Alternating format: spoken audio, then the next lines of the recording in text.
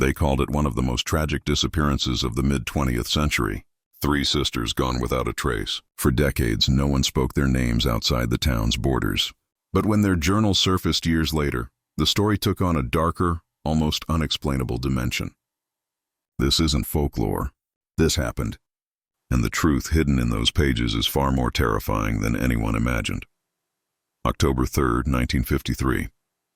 The Rowan Boarding House stood at the edge of a quiet Midwestern town. A 2-story wooden structure with peeling white paint and a porch that sagged under the weight of time. It wasn't fancy, but it was home to families who couldn't afford much else. Travelers, widows, young couples starting over, people came and went. But the Rowans had been here for decades. Mary Rowan, a widowed matron in her late 40s, ran the place with a strict hand and a sharp tongue.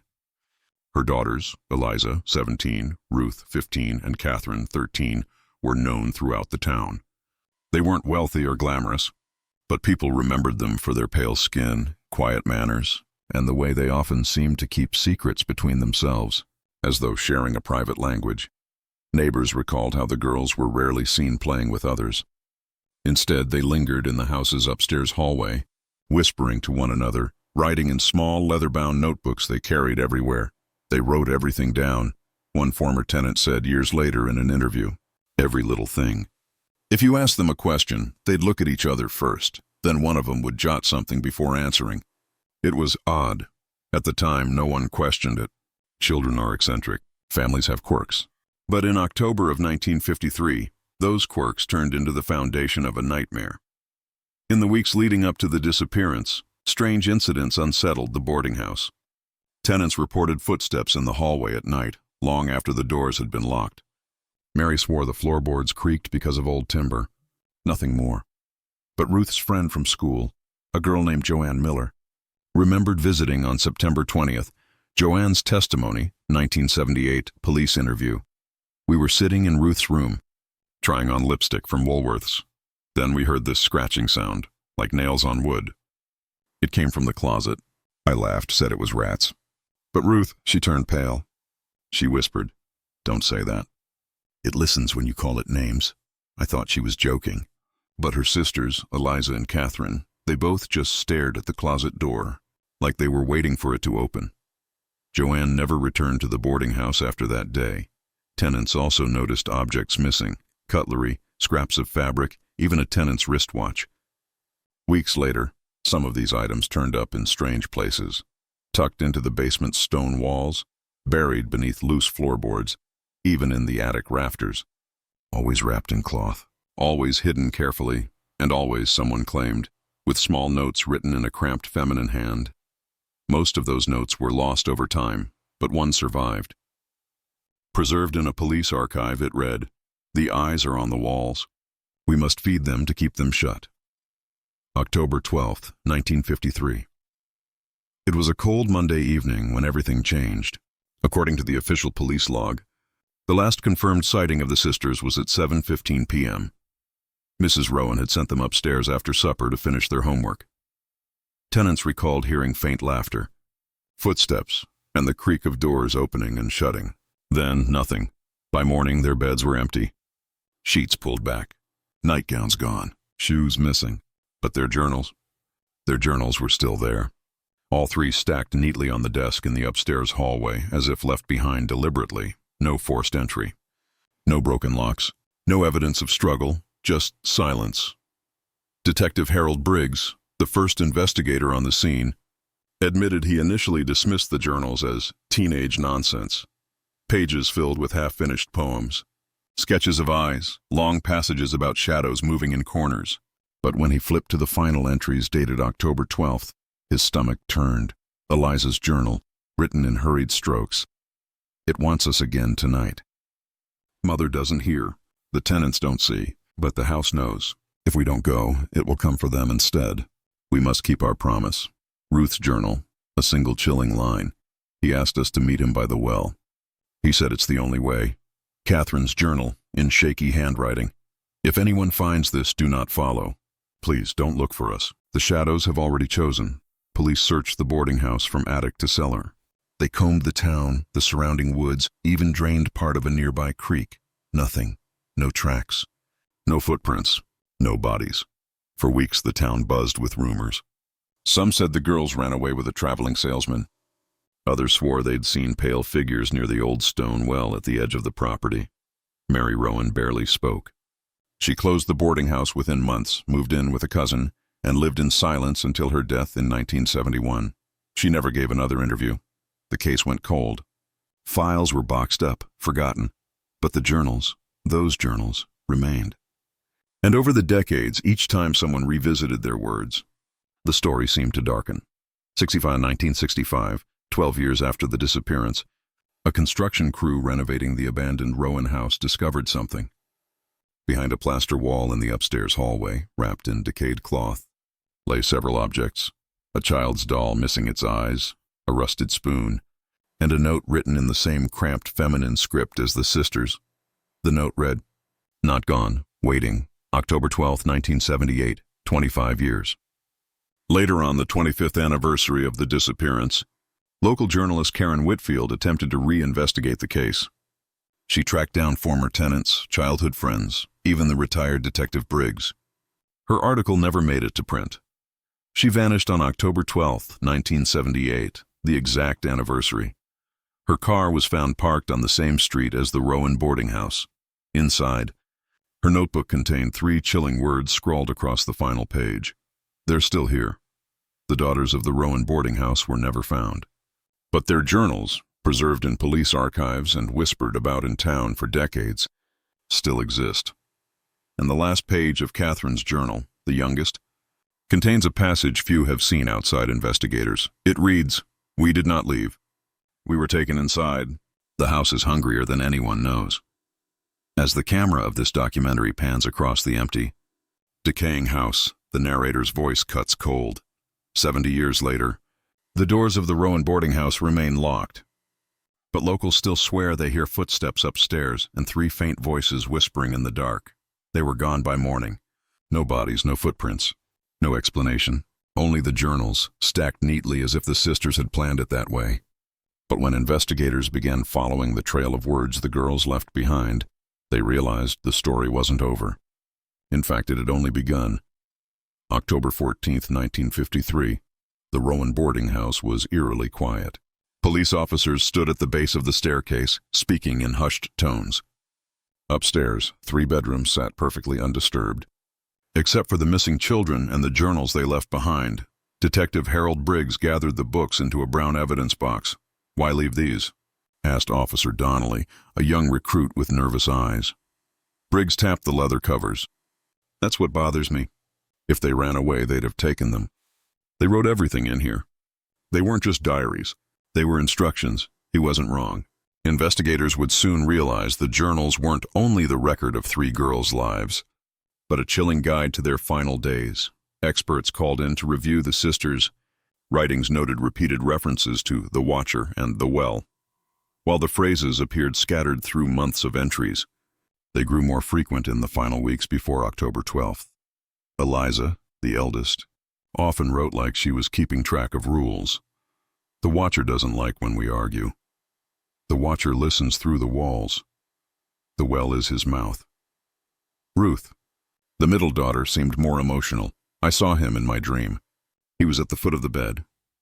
When I woke, the blanket was gone." Catherine, the youngest, was more fragmented. Eyes in the wallpaper. Eyes in the dirt. Eyes in the water. He says, "Don't tell Mother," Briggs admitted later in an interview.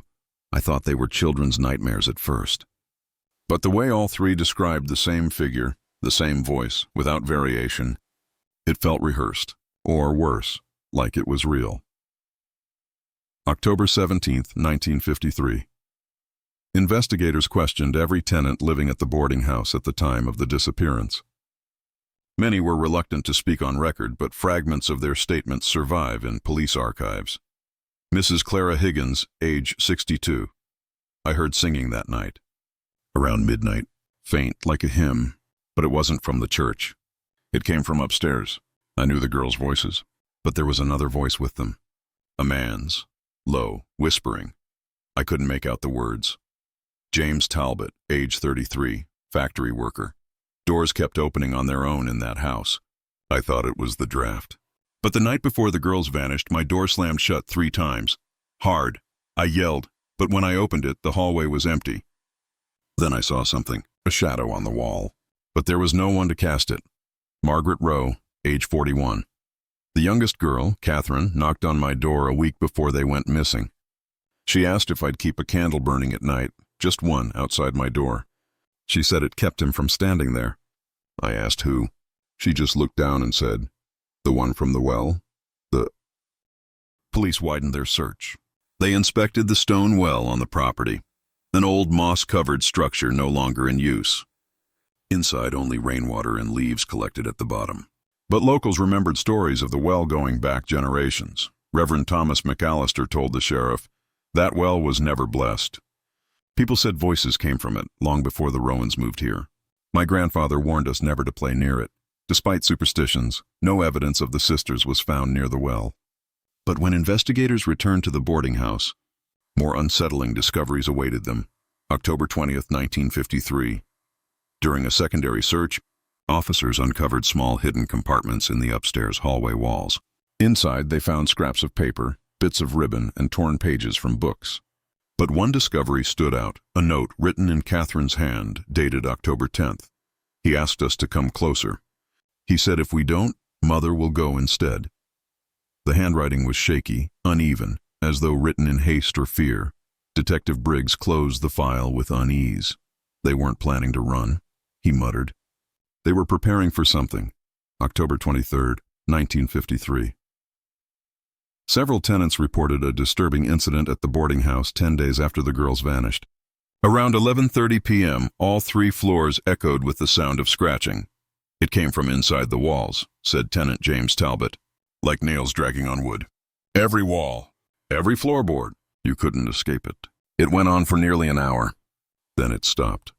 Police investigated, tearing into sections of the wall but found nothing. No rodents, no damage. Only smooth, untouched beams. But one officer later swore that while searching the attic, he heard faint giggling. Children's voices. Detectives questioned classmates and teachers at the local school. Several students remembered the sisters as quiet, withdrawn, often huddled together during breaks. But one teacher, Mrs. Evelyn Carter, recalled something striking. Ruth once drew a picture in art class. It was a house with no doors. No windows, just walls. When I asked what it was, she said, "Where we'll have to go if we don't listen."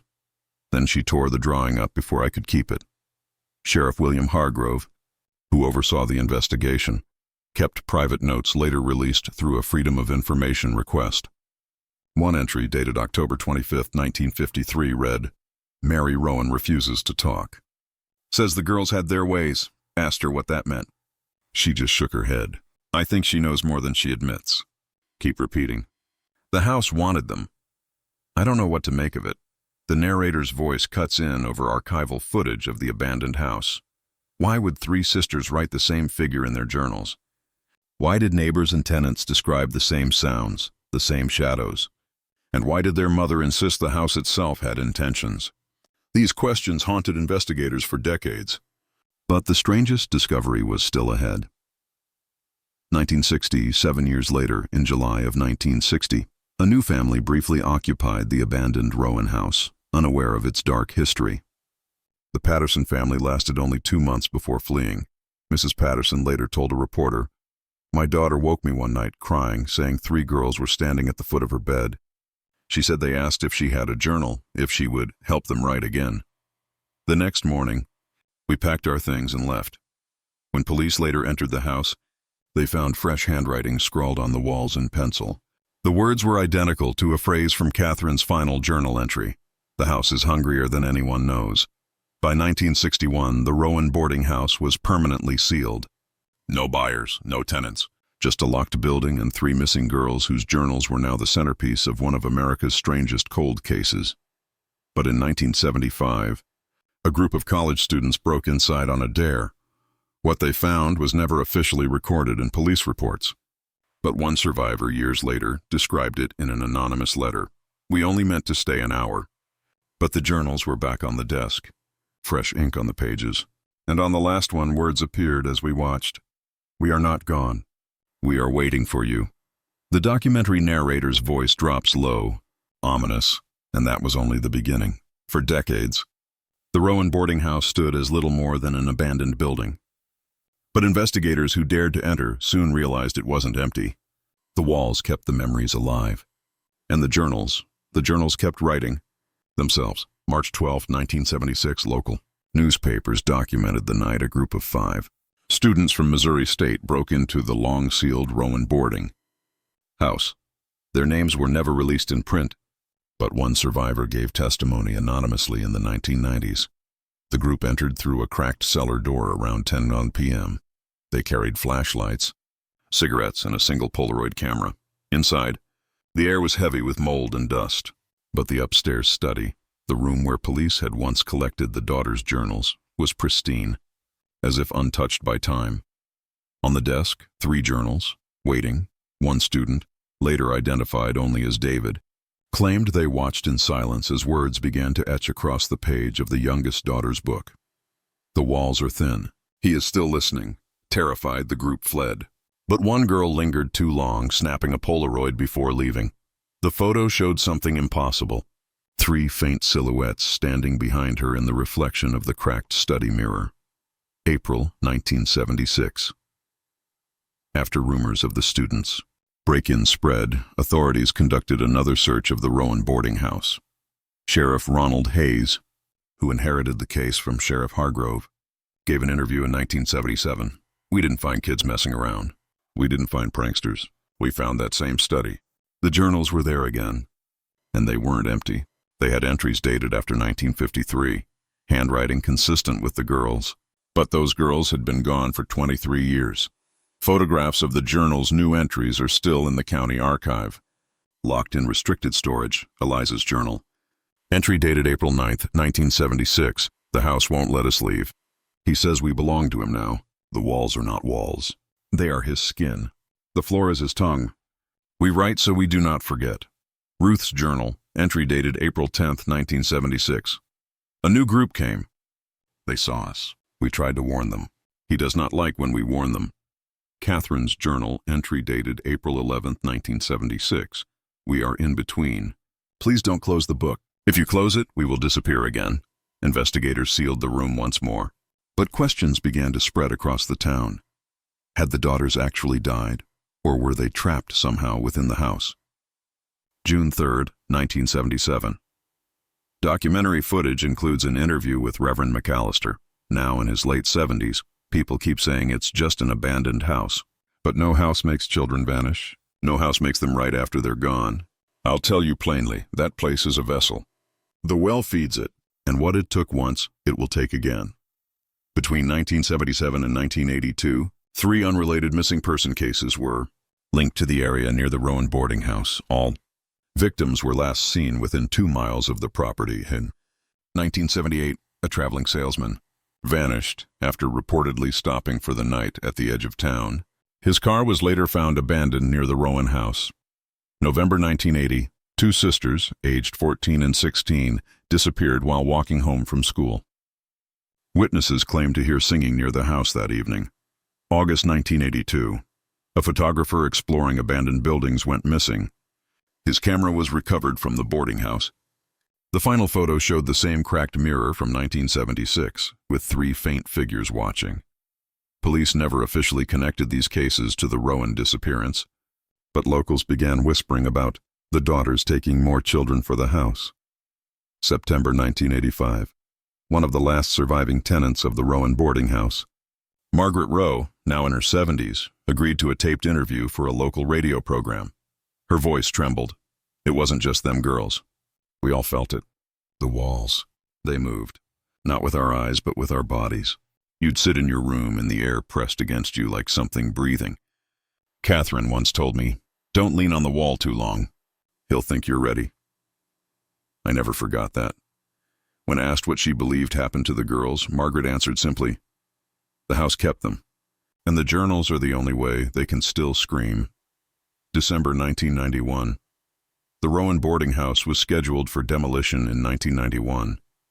But before it could be torn down, the 3 journals mysteriously disappeared from the county archive. Rumors claimed they were stolen by a private collector of occult artifacts. One anonymous letter, leaked in 2002, allegedly from the buyer, contained this chilling line. The journals write at night. Always the same words. Do not bury us. Do not forget us. Do not look away.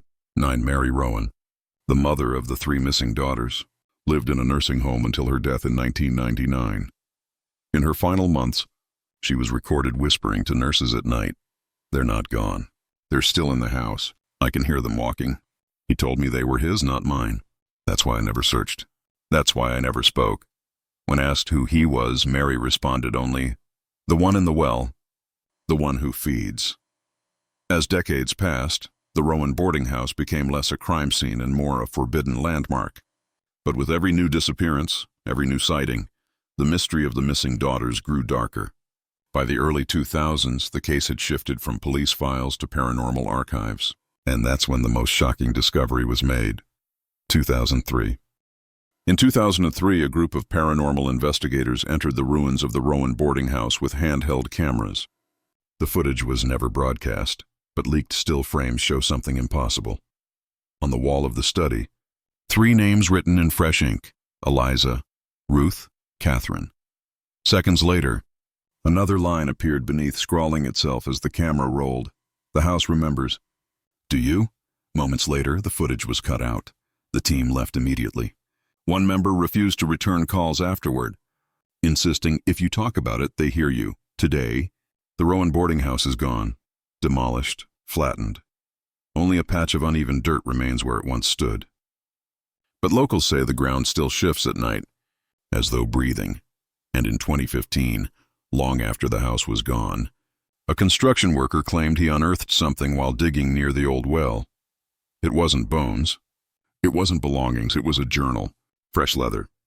Clean pages, and inside, a single line written across the first page: "We are not finished." When the Rowan Boarding House was demolished, the story should have ended. The walls were gone. The rooms were erased. The mirror shattered. But evil isn't tied to wood or stone. It lives where it was first fed. And the well beneath the foundation, the one no one ever sealed, still waits. February 2015. A construction crew was working to expand a local highway just north of the old Rowan property. The site supervisor, Daniel Whitmore, reported that one of his men uncovered a small leather-bound book while digging near the filled-in well. The journal was immaculate, untouched by dirt or water. Inside were fresh pages written in neat, childlike handwriting. The first page read, "We are not finished." "He is not finished." Shaken, Whitmore turned the book over to county officials. Within weeks, the journal vanished from evidence storage, much like the 3 that disappeared in 1991, but not before photocopies were made.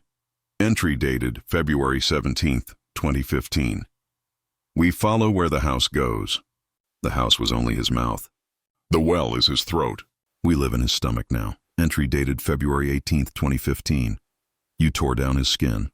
You broke his bones. But you left the well. You left him drinking." Entry dated February 19, 2015. Another group came. Men with yellow hats. "He smelled them. He will keep smelling." March 2015. One of the construction workers interviewed under anonymity gave this chilling account. "We weren't supposed to dig near the well. The ground was soft, always damp, even though it hadn't rained for weeks. I swear, when I got too close, I heard something, like a girl's voice, not screaming, just whispering, begging. I walked away and never went back." 2016. By 2016, word of the new journal reached paranormal circles. A documentary team calling themselves Midnight Truth traveled to the site. What they captured remains one of the most disturbing pieces of evidence in the Rowan case. At 2:13 a.m., their audio recorder picked up a faint child's voice.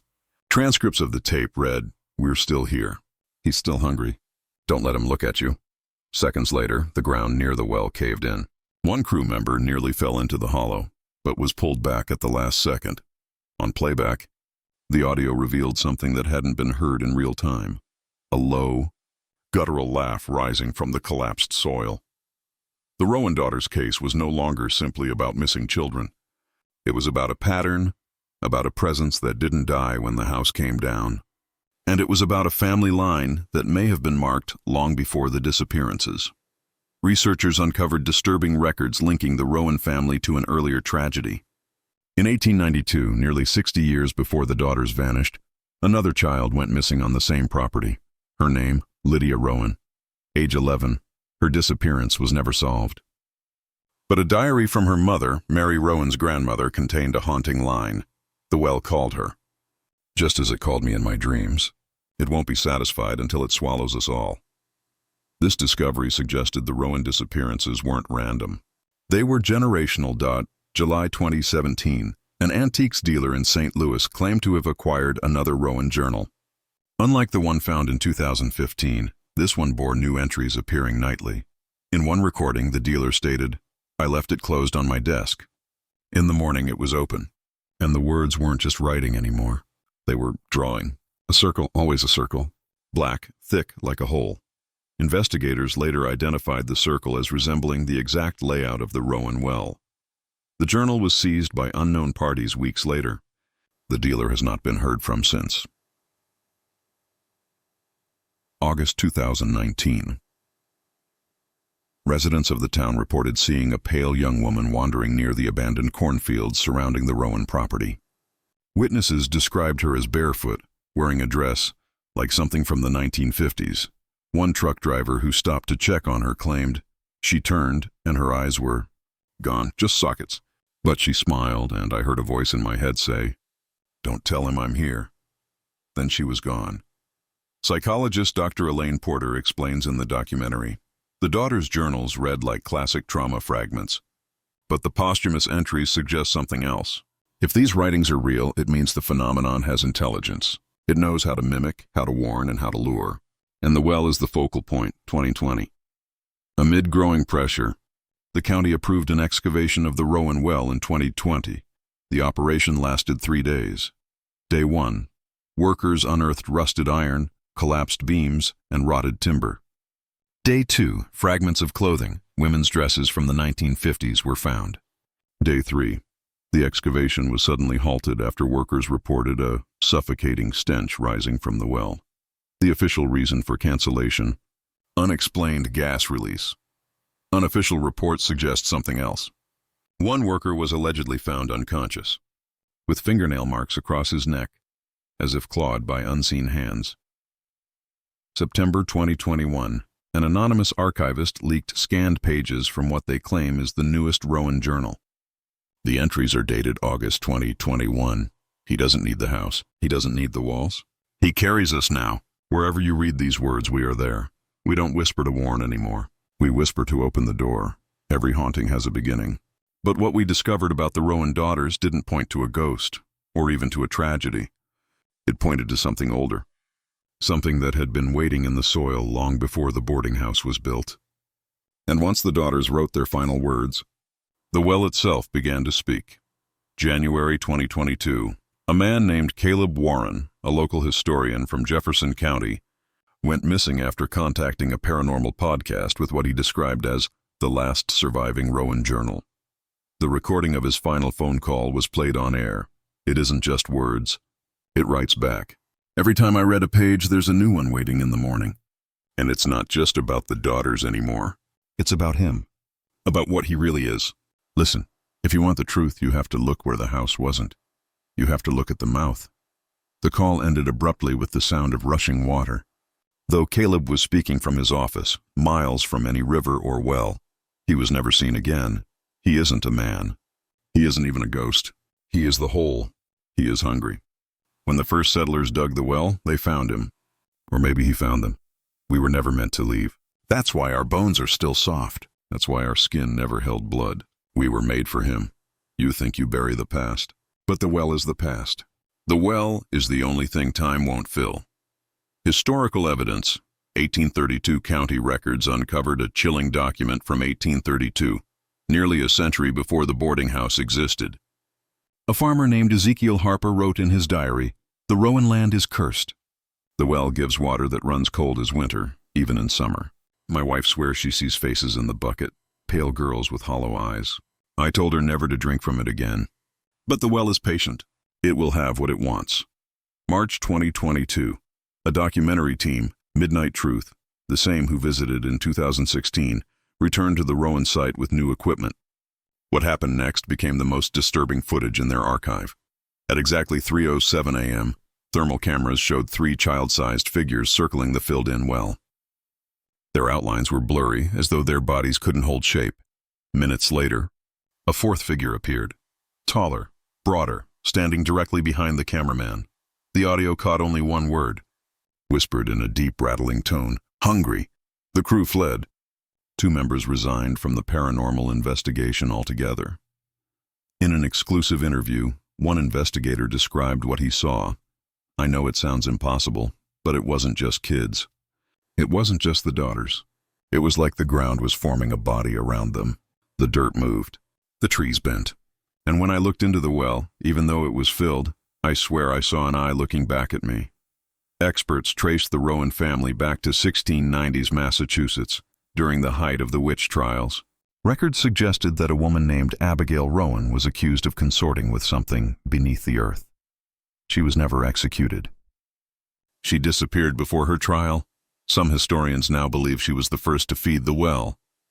This suggests the daughters in 1953 weren't just victims. They were part of an inheritance.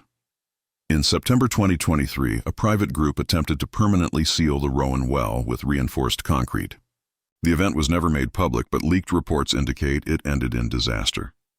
3 men died.